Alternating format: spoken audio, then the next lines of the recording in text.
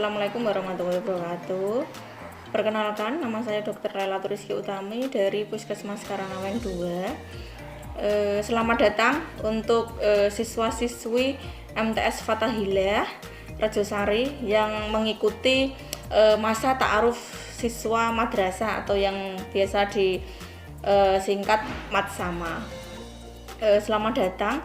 Terima kasih juga untuk kesempatannya yang diberikan oleh MTS Fathahilah kepada saya untuk memberikan teori atau edukasi terkait dengan topik yang sedang hangat dibicarakan di seluruh Indonesia ini ya.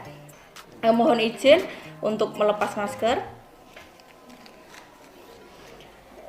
Saya mulai untuk pembahasan materi ya. Pembahasan materi kali ini yaitu terkait dengan corona atau COVID-19. Corona itu sendiri atau COVID-19 itu sendiri yaitu penyakit yang menyerang saluran pernafasan. Yaitu pertama kali ditemukan di Wuhan, Cina, dan sekarang menyebar di seluruh negara. Kemudian dari COVID itu sendiri sekarang sudah mengenai atau sudah terjangkit di negara kita atau negara Indonesia, terutama di wilayah kita sendiri, yaitu banyak kasus yang ditemukan, banyak kasus kematian terkait dengan COVID itu sendiri. Nah, apa aja sih sebenarnya gejalanya?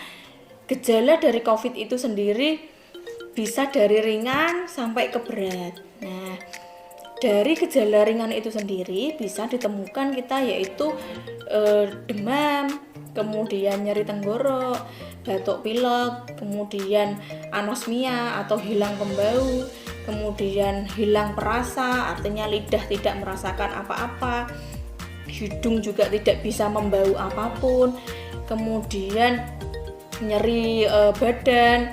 Nah, itu biasanya yang mengalami gejala ringan. Kemudian untuk gejala yang sedang bisa ditemui yaitu demam, kemudian lemah, letih lesu, kemudian sudah tidak mau makan atau nafsu makan menurun, kemudian mual, kemudian muntah. Biasanya lebih sering gejalanya yang ditemukan itu. Kemudian yang ketiga yaitu gejalanya berat. Nah, yang gejala berat ini yang harus kita waspadai, yaitu biasanya sesak nafas sama penurunan kesadaran. Artinya sesak nafas bisa kita lihat atau kita periksa dengan menggunakan alat, yaitu yang dinamakan oximeter. Nah, oximeter itu dikatakan sesak atau dikatakan kurang apabila di alat itu menunjukkan saturasinya kurang dari 95%.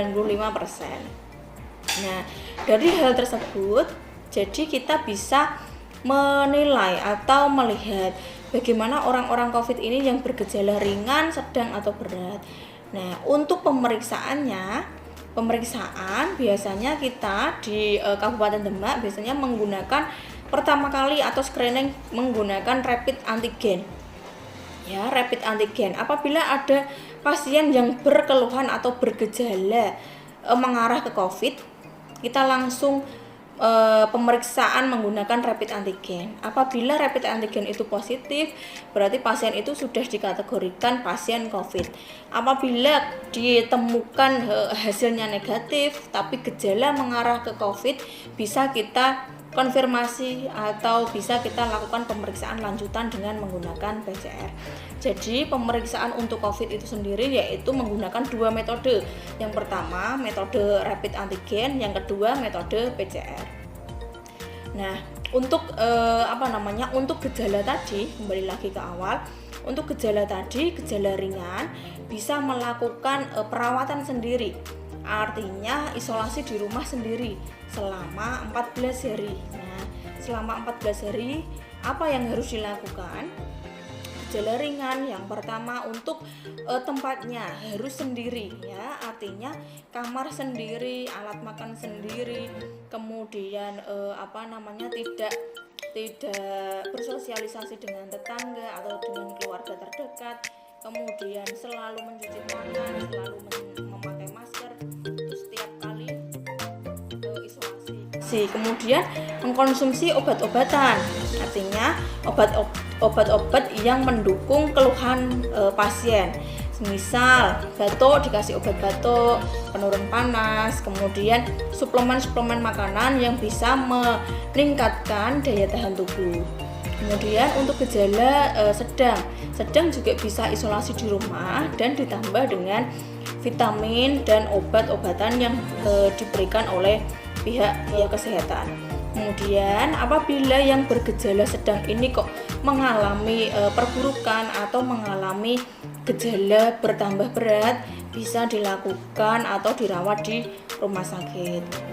Kemudian untuk yang bergejala berat juga bisa langsung dirujuk atau dirawat langsung ke rumah sakit. Nah, sekarang banyak varian-varian, artinya varian-varian baru untuk COVID sendiri. Nah, variannya ada alfa, beta, sama delta. Nah, akhir-akhir ini yang marak di wilayah kita, yang marak di Indonesia yaitu varian delta. Varian delta ini gejalanya mirip dengan gejala tipes. Jadi gejala tipes itu biasanya panas naik turun atau enggak panas malam hari saja. Kemudian disertai dengan badan linu-linu. Kemudian disertai dengan komplikasi saluran pencernaan. Artinya saluran pencernaan mual, muntah, sama diare. Kemudian pusing yang sangat yang tidak tertahan, artinya pusing banget. Kemudian lemah, letih lesu, kemudian nafsu makan menurun. Nah, biasanya hal-hal seperti itu atau gejala yang mengarah ke tipes, kalau kita pihak kesehatan biasanya langsung suspeknya atau mengarahnya ke COVID, tapi dengan pemeriksaan rapid antigen dulu. Kemudian dengan gejala tadi biasanya sekarang ini lebih sering ditemukan gejala hilang penciuman dan hilang perasa. Nah, dua hal tersebut yang biasanya langsung mengarahkan kita ke diagnosa COVID itu sendiri gitu ya. Kemudian untuk pencegahannya, dari pencegahan COVID itu sendiri yaitu kita bisa mematuhi protokol kesehatan. Artinya tidak bisa lepas dari protokol kesehatan. Yang pertama, memakai masker. Setiap kali kita keluar rumah, kemudian kemanapun, wajib memakai masker. Jangan bilang masker membuat sesek atau apa. Awal-awal pertama memakai masker emang sesak, tapi kalau sudah kebiasaan tidak menyebabkan sesak. Terus kemudian yang kedua, mencuci tangan memakai sabun. Setiap kali kita habis memegang apapun, uang, benda, atau habis keluar rumah, selalu ingat cuci tangan memakai sabun. Terus kemudian yang ketiga, menjaga jarak. Jadi antara satu orang ke orang lain, kalau mau ngobrol atau mau bicara, diusahakan jaga jarak. Jaraknya 1-2 meter. Terus kemudian setelah jaga jarak, kemudian kita menjauhi kerumunan. Nah, orang-orang yang berkerumun jadinya kita jauhi atau kita ingatkan untuk tidak melakukan kerumunan gitu. Terus kemudian yang kelima yaitu menjauhi atau menjaga mobilitas. Artinya kita keluar rumah apabila ada kegiatan yang sangat mendesak atau kegiatan yang penting yang tidak bisa ditinggalkan gitu ya. Terus yang kedua, pencegahannya selain prokes yaitu sekarang lebih gencarnya dilakukan vaksinasi. Nah, untuk kriterianya banyak untuk vaksinasi ya. Jadi minimal usia haid jasmani, artinya pada pemeriksaan pada saat vaksin dinyatakan oleh pihak kesehatannya dinyatakan sehat dan boleh vaksin. Kemudian setelah melakukan vaksinasi, artinya apa? Tujuan vaksinasi itu sendiri yaitu satu, mencegah penyebaran atau penyebaran atau pencegahan untuk COVID itu sendiri. Terus yang kedua, membentuk herd community. Tujuannya yaitu apabila 80% dari masyarakat kita sudah melakukan vaksin, diusahakan yang 20% itu yang belum vaksin bisa kebal oleh 80% tadi. Artinya yang sudah divaksin 80% bisa melindungi 20% dari masyarakat yang belum pernah divaksin. Itu nggih. Terus kemudian yang ketiga, tujuannya apa? Untuk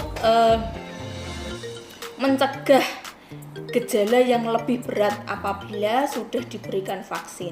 Itu jadi pasien-pasien yang sudah pernah divaksin itu kemungkinan kecil masih bisa terkena COVID, tapi gejalanya ringan, tidak sampai memburuk, gitu ya. Makanya kenapa pemerintah kita gencar-gencarnya atau sosialisasi terus terkait dengan vaksin, tujuannya itu.